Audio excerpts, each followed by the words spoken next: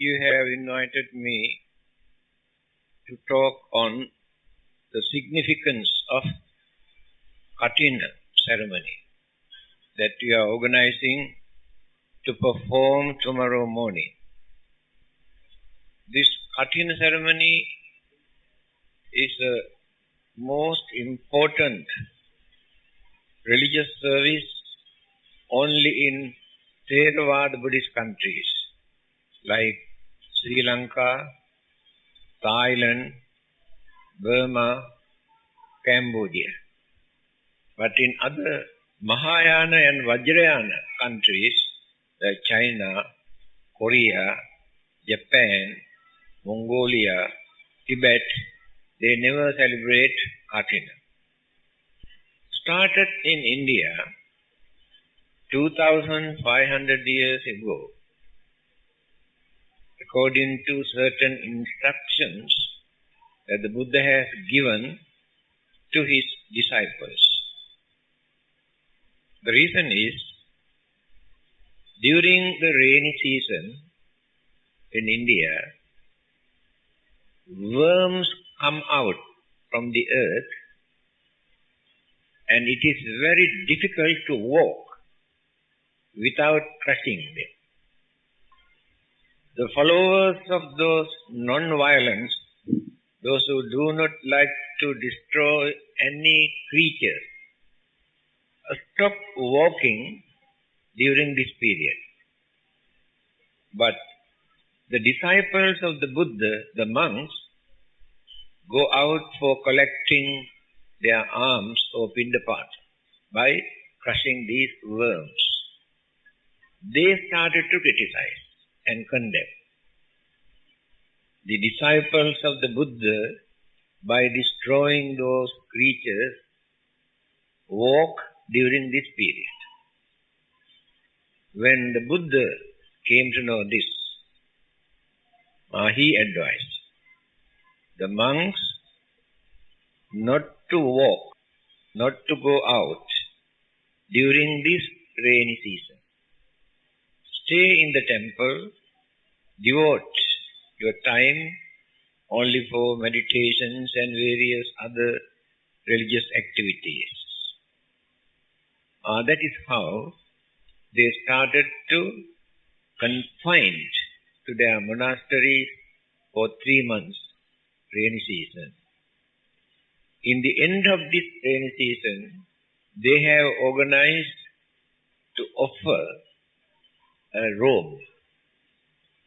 2,500 years ago in India, it is not so easy to find out a piece of cloth.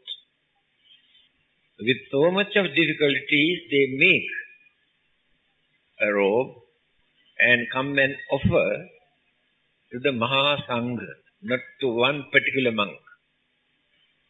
There may be about 50 or 100 monks in that temple. So the devotees come and offer only one piece of cloth to the Sangha community. They accept. Then they discuss among themselves to find out the deserving case who really need this piece of cloth to make the robe. Then they announce, we had to perform that ceremony. We have received a robe or piece of cloth. After discussing, they choose one of those monks. So we are going to offer this particular robe or the piece of cloth to this particular monk. Is there any objection? Then, if there is no objection, 3 times they announce, just like in the parliament, and offer this robe or piece of cloth to that particular monk. That is called Kathina. The meaning of this word, Kathina, means unshakable, unbreakable. The meaning of the word. It is not the cloth or the robe is unbreakable. The merit, the karma that people create by offerings, this is unshakable. That is the real meaning of this word. During our lifetime, we create different kinds of good karma as well as bad karma. No one can live in this world without creating either good karma or bad karma.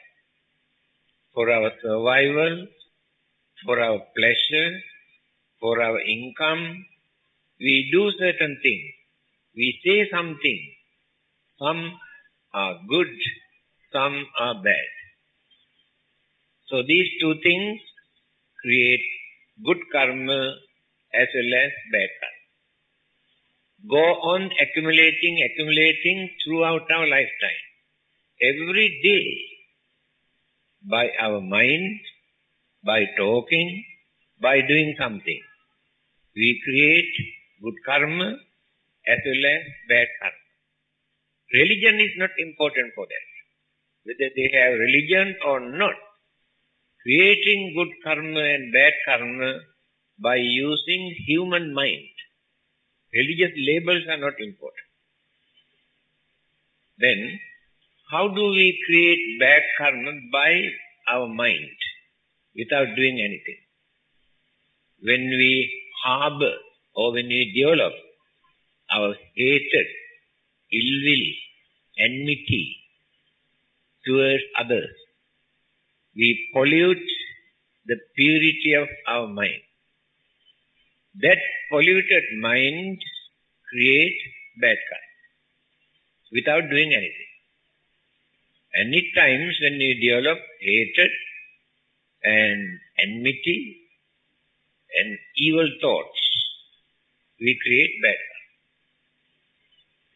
On the other hand, by developing sympathy, kindness, compassion, honesty, we create good karma. That is how the mind itself can create good karma as well as bad karma. Then, by talking, we use harsh, vulgar, wicked words to insult, blame, accuse others, to hurt others' feelings. By talking like that, we create bad karma. Again, we talk to others very kindly to reduce their fear, worries, sufferings, disturbances, poverty, old age. We say something to console them, to create some sort of confidence in their mind. By talking like that, to console others, we create good karma. That is how we create good and bad karma by talking. Then, for our living, for our pleasure, for our material gain, we do many things. Some are good, some are bad. Some are moral, some are immoral. Then divide into two, good karma and bad karma. We cannot justify we are doing this for our living. It is not an excuse. We cannot do bad thing for our living. Even the existing law of the country also never excuse for those who have committed bad things for their living. So, knowledge of the Dharma taught by the Buddha is important for us to know what to do and what not to do. Only for this purpose. Why we should not do these things and why we should do these things, to understand. We have to do that with that understanding. Not as a law or the commandment or the orders given by somebody, given by the God, given by the Buddha, or given by authorities, through our own understanding. We must know why we should not do these things. We cannot say, oh, Buddha says I cannot do this, therefore I can't do. That is very childish. The Buddha said for us not to do this just because it is bad. Therefore we must try to understand why it is bad. Very clearly the Buddha explained this. He says, if you cannot understand why killing is bad, you cannot say, oh, the Buddha says we should not kill, therefore we don't want to kill. That language is very childish. Because we have thinking mind to understand. Then the Buddha says like this, if you cannot understand why killing is bad, attanang upamang kattva nahaneya nagate. When another person come and try to kill you by beating or shooting or cutting, how do you feel at that time? That feeling is more than enough for you to understand why it is bad. Not necessary to get order from heaven or somebody else to understand why it is bad. Your own experience. Again he says, if you cannot understand why stealing is bad, then how do you feel when people come and stolen your property? How do you feel? When you go and steal others' property, they also have the same feeling that you had. That is enough to understand why it is bad. Recently I was invited to give a talk in a Catholic church, Buddhist talk. After my talk, somebody asked this question. You say, the Buddha says like this. We say, Jesus says like this. Who is correct? Then I told him, you can forget your Jesus. I can forget the Buddha. Use our common sense without depending on them. Then we can understand. If you think unbiasedly, by using our common sense, example, the Buddha says we should not steal. Jesus says, thou shalt not steal. Do you think without Jesus, without Buddha, that we cannot understand why stealing is bad? Why do you want to say, Buddha says we cannot steal, Jesus says we cannot steal? We can understand.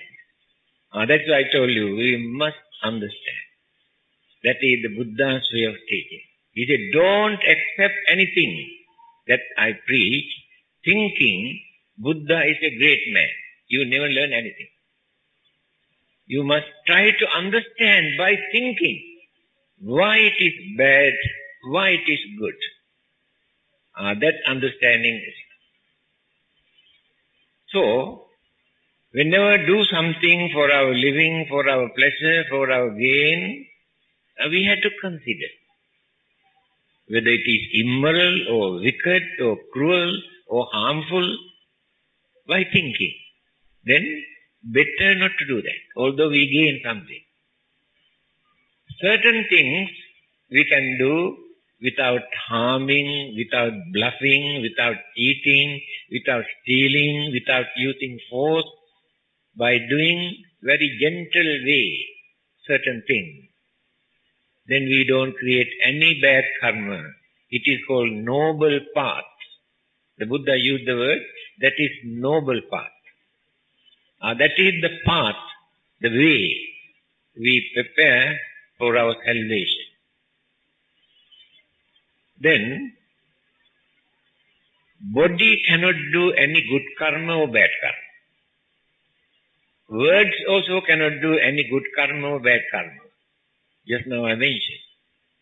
Mind used this body as a weapon. Body is innocent. Body doesn't know anything. The mind used the body. Therefore, good karma or bad karma created by our mind. Body cannot create any karma. But the mind cannot do without using the body. Then, this is very important.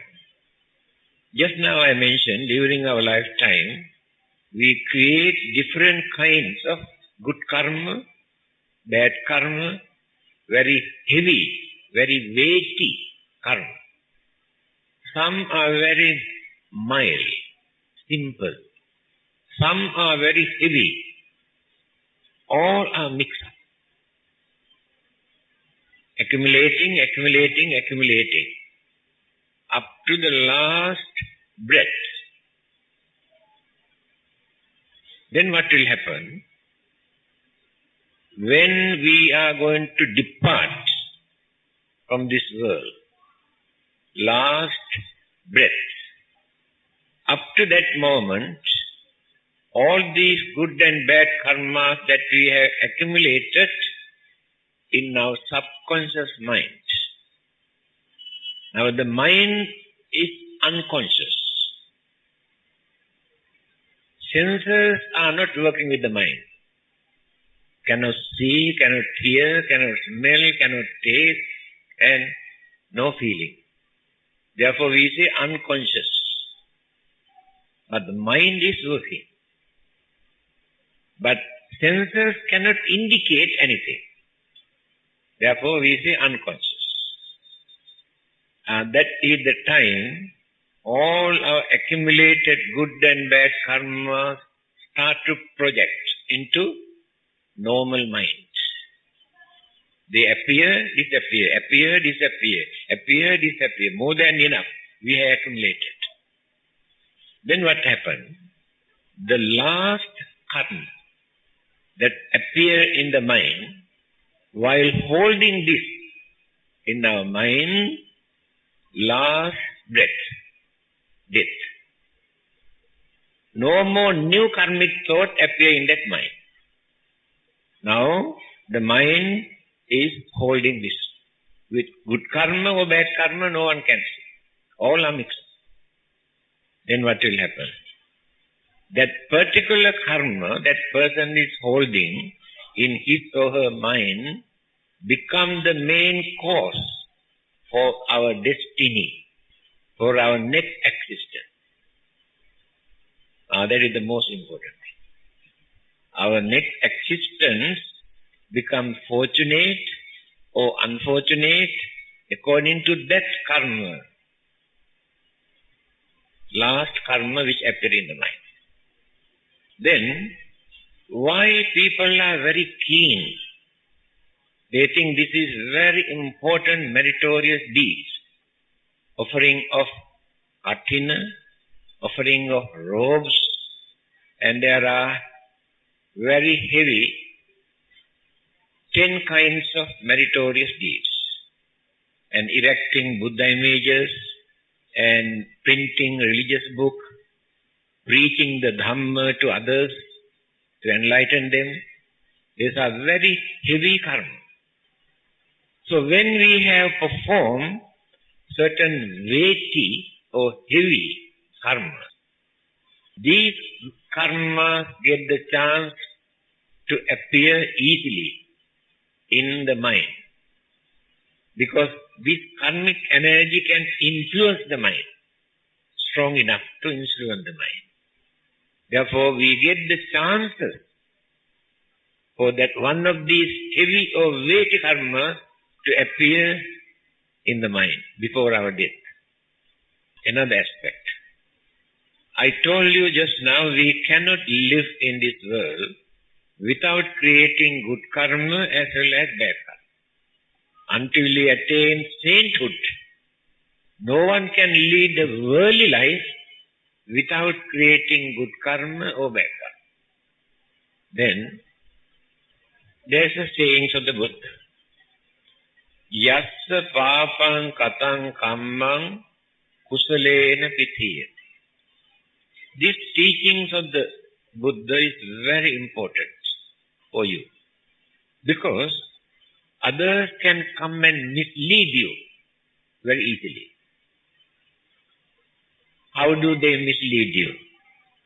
They come and tell you, your Buddha has said, he cannot wash away the bad karma or sin that you have committed.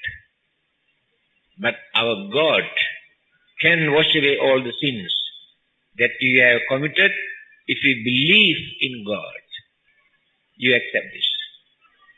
Let us refer to the Buddha again. He says, Suddhi, Asuddhi, Pacchattam, Nanya Manya Visodhi. Good karma and the bad karma that you have committed earlier. Nobody else in this world can change, can amend, or can wash away. Buddha cannot, God cannot, nobody else can do that. People never think what the Buddha said about this. Then the Buddha said he cannot. He cannot wash away your sin. It is not practical. Then he says, one day you realize that you have been committing bad karma. When that realization appeared in your mind, you decide not to repeat, not to do that again. So you create that determination in your mind not to do that again. That is not enough. From that day onwards, you create more and more and more and more good karma. Go on developing. Then you get the chance to overcome the bad effect of the bad karma that you have committed earlier through the influence of the good karma that you have developed later. This is the technique, this is the method taught by the Buddha. No one can wash away, but you can overcome by using your own mind. The mind that you use to do bad thing, by using the same mind, but not another person's mind, you get the chance to overcome. Overcome does not mean wash away. Before the bad effects come to us, the effect of good karma comes first. Then the bad karma has no chance. It remains in the waiting list. Follow us. Our good karma and bad karma always follow us, life after life. When the chances arise, affect. This is the nature of karma. Then, you also go on developing more and more and more good karma. Hereafter. Still bad karma had no chance to come and catch you. So one day, you attain arahanthood, sainthood, and nirvana. Bad karma had no chance to affect you. You are the only one who can wash away your sins. Not by God, not by the Buddha. This is the way how Buddha has taught us. Example. You might have heard that murderer, Angulimala, during the Buddha's time, he has killed more than 1,000 human beings. So one day, he had the opportunity to meet the Buddha. After discussing, he came to know he had been doing bad things. Then decided to stop. Follow the Buddha. Become a monk. Started meditation. Purified his mind. Attained arahanthood. After that, nirvana. All the bad karma that he has committed had no chance to affect him. This is the method taught by the Buddha. Then, heavy karma, weighty karma, get the chance to topple certain bad karmas that we have done. That is the advantage. Now, offering of kathina and robes and erecting images and preaching the Dhamma, all these are very heavy karma. Although you have done certain bad karma which are not heavy, then you get the chance to overcome. So the bad karma had no chance to affect you, because the good karma comes first. Then life after life you can develop this. Bad karma has no chance. On the other hand, we have done very heavy bad karma. Although we have done some good karma, that heavy bad karma comes first. Good karma has no chance to affect you. Remain in the waiting list. In the next life also, you start to do more bad karma than good karma. Again your life continues. Whole life is suffering, nothing but suffering. Kammana vattate loko. Kamma vipaka vattanti vipako kamma sambhava. These sayings of the Buddha also very important. Our action, good action, bad action, create karma. Action alone cannot create karma. First we had to create the idea in our mind that we want to do this. So when you do that, it will become a karma, good karma or bad karma. Simply by doing something without thinking earlier that we want to do this, that cannot become karma. If not unintentionally, accidentally, you do good deeds, you do bad deeds. They never become good karma or bad karma. Why? You have not implanted, you have not created that idea in your mind that you want to do this. Example, when you drive your motor car, on the way, you may kill cats and dogs or even human beings. But you never create any bad karma. Why? You have not created that idea in your mind that you want to kill. Therefore, action alone cannot create karma. Please remember this. Chetanahang bhikkhave kammang vadam. Volition. Volition means intention. Our intention must be there. That means the mind must create the thought to do something.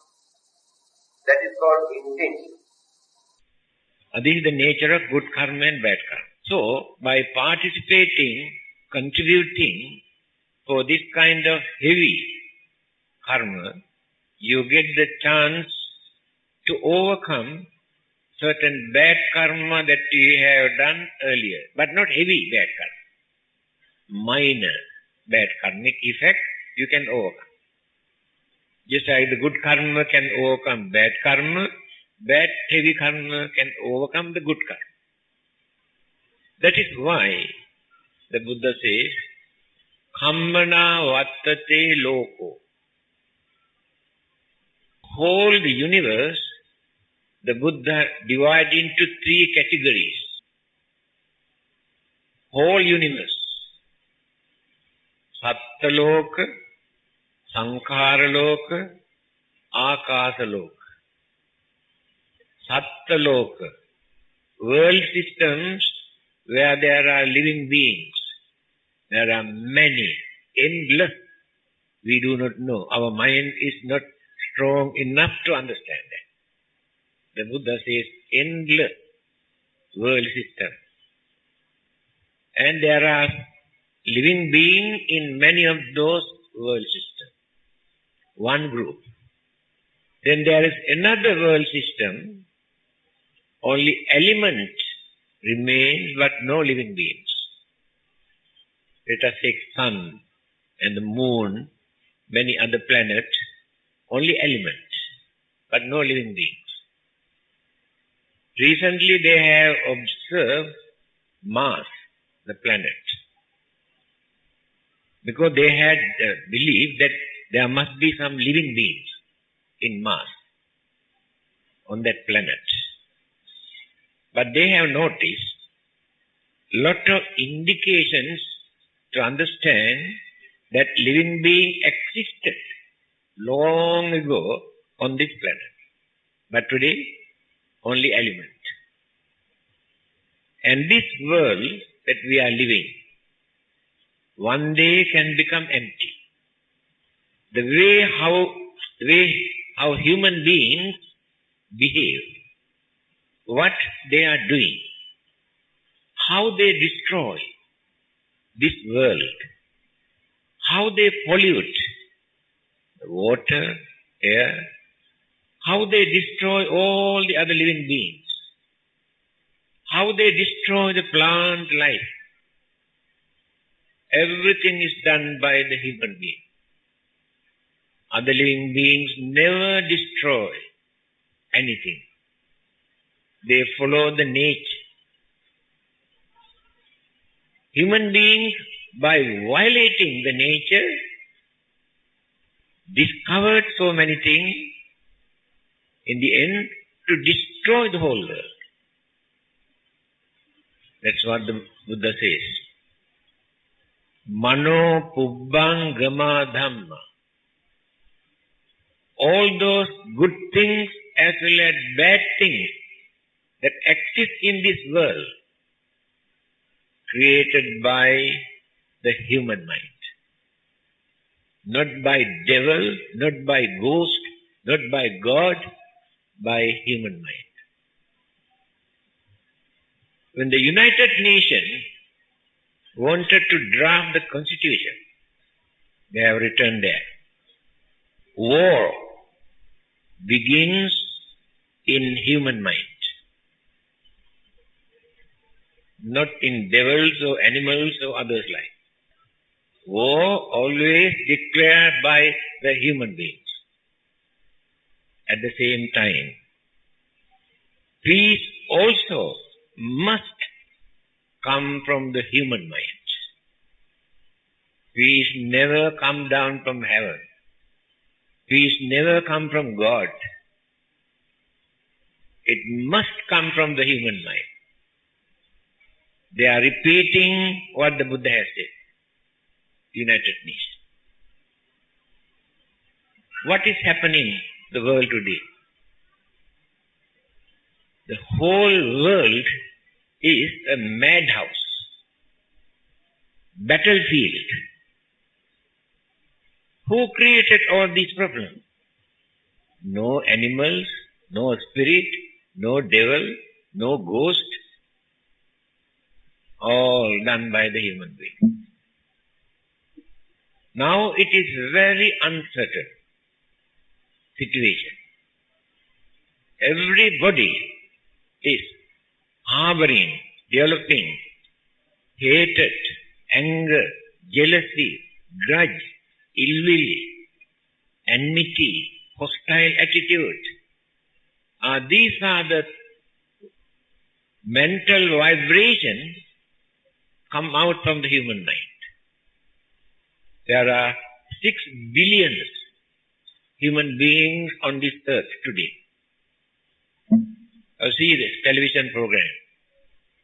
What sort of hatred, anger, jealousy, grudge and ill will and disaster. Everything is done by the human. Scientists have developed their intelligence up to maximum level. Discovered so many things, wonderful things. But they have used that intelligence to discover certain things to destroy the whole world. Develop up to such extent today, within half an hour, they can destroy the whole world into ashes. All the nuclear weapons that they have discovered and implanted in many parts of the world, if they blast all those things at once, the whole world turn into ashes. Affect the moon also, they say. Who discovered all these things? Human mind. And the Buddha also developed the same human mind by cultivating, developing, purifying his mental energy to gain enlightenment, to become the Buddha. To guide or to enlighten the whole humanity. He also used the same human mind. Now, this is the nature of our mind. In another discourse, the Buddha says, Chakkavatti Sihanada Sutra. He says, human mind pollute the elements. If all these majority of human beings radiate hatred, jealousy, anger, ill will, enmity, all unpleasant mental energy, these vibrations affect the elements. Then the elements face some problems to balance. They have the imbalance. When the disaster, natural disaster can take place because of the polluted human mind. We never think in this. So living beings completely disappear. And who is responsible for this? Human life. Every creature, big or small, that exists on this earth contributes something we do not know to maintain this world, environment, and to balance. Otherwise they never appear. But we are destroying. But other living beings never do that. Every plant that appear on this earth, there must be either food value, medicinal value, if not, contribute something to maintain the environment. We are destroying all of them. In fact, we are digging our own grave. We don't allow other living beings to exist. We deprive their living rights. Every creature has living rights on this earth, but we deprive them. Therefore, we are not developing this world. We are destroying. So in that sutra, the Buddha says that polluted mental energy affect the element, then the imbalance of this element creates natural disaster. At the same time, he says, when human beings developed their mind by cultivating compassion, unity, harmony, understanding, and kindness, are then harmonized with the existing universal law. that mental vibration that we develop harmonize with the existing universal law. Then each and every living being get the chance to live peacefully without facing so many distractions and calamities and problems. So the Buddha followed the natural way of life. Therefore, this knowledge is understanding is important for us to adjust our way of life. Simply by worshipping, praying, performing rite and rituals and ceremonies, we never purify our minds. These are external activities we have organized in the name of a religion. People assemble, sing songs, and pray, and shout, and worship. They think they are practicing a religion. But in their mind, anger, cruelty, ill will, jealousy, hatred, all the evil forces are boiling in their mind. But here, singing, chanting, praying, shouting, to show others that they are religious. There may be some others who never pray to anybody, never go and sing songs, never perform any rite and rituals. By understanding these things are wrong, therefore it is unfair for me to commit certain things, keep away. These things are very good. As human beings, you must do something to release others' worries and fear and sufferings and poverty and old age, and there are many things. We can do some service to release their suffering through understanding. They are practicing real religious way of life.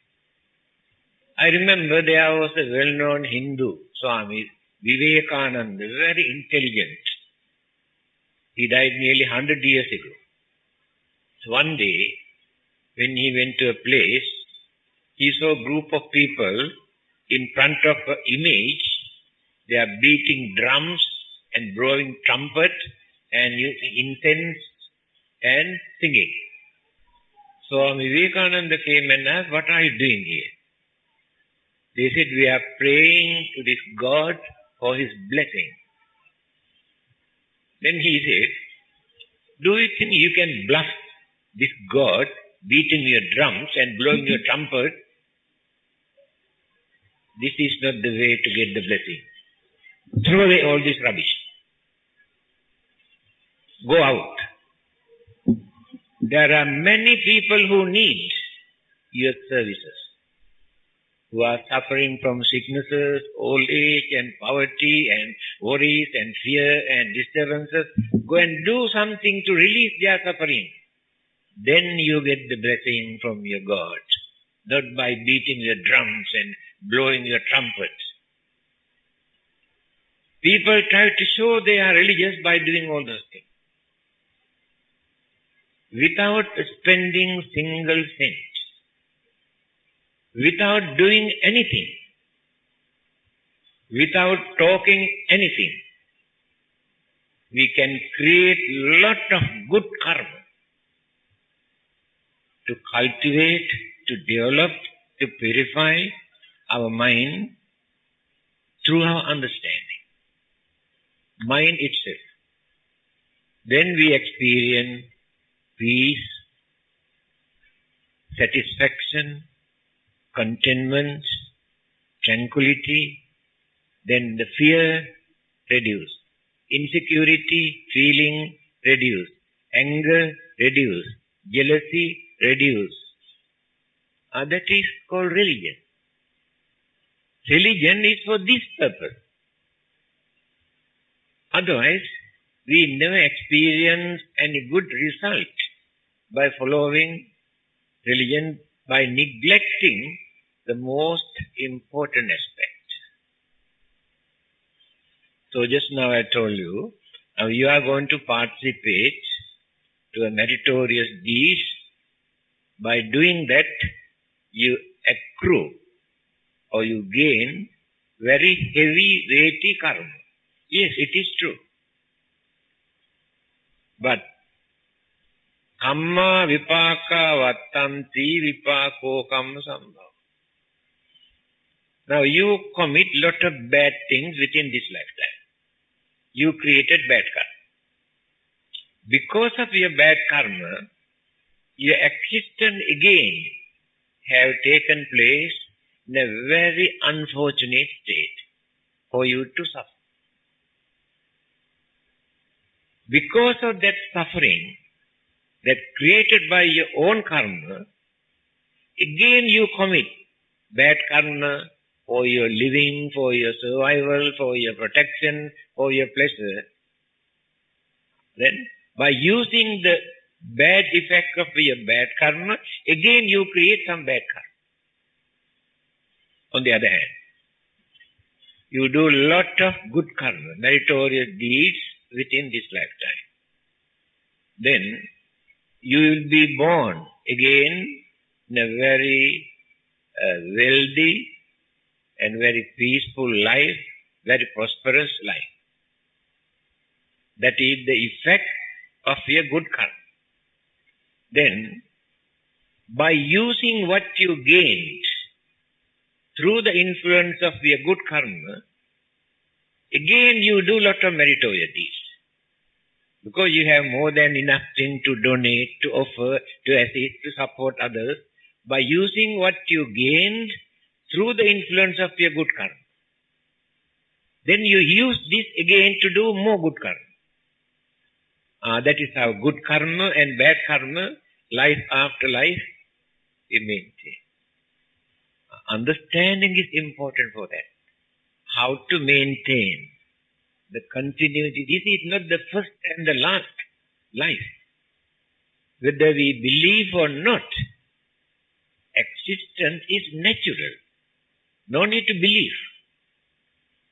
You can say, oh, we don't believe, we cannot understand whether there will be another life or not. That is not important. Whether you can understand or not, it is natural. If birth is natural, sicknesses are natural, old age is natural, death is natural, no need to believe. All these things take place as natural phenomena. If anything happens after our death, that is also natural. Remember this. You cannot stop this or you cannot create this. Whether you believe or not, it is natural. Setting sun here this evening become the rising sun in another country. The sun never disappears. Sun disappears. But we don't know what happened. Today we can understand, but thousands of years ago we could not understand all those things. What happened? Now we can understand. When the sun disappeared from here, it appeared from another country. So the death is just like setting sun. Rebirth is just like rising sun in another country. Natural. Therefore, by knowing this situation, we had to act wisely, without enslaving, without becoming slaves to our sensual pleasure. We must do something to cultivate, to develop our life. Life is not our body. Body is the house. This is the house. Life is living inside. But there is nobody in this world who can see the life. No one can see the mind. No one can see the life, energy. But they must have a shelter. This is the shelter. So when this house is going on decaying, one day this will collapse. And then what happened?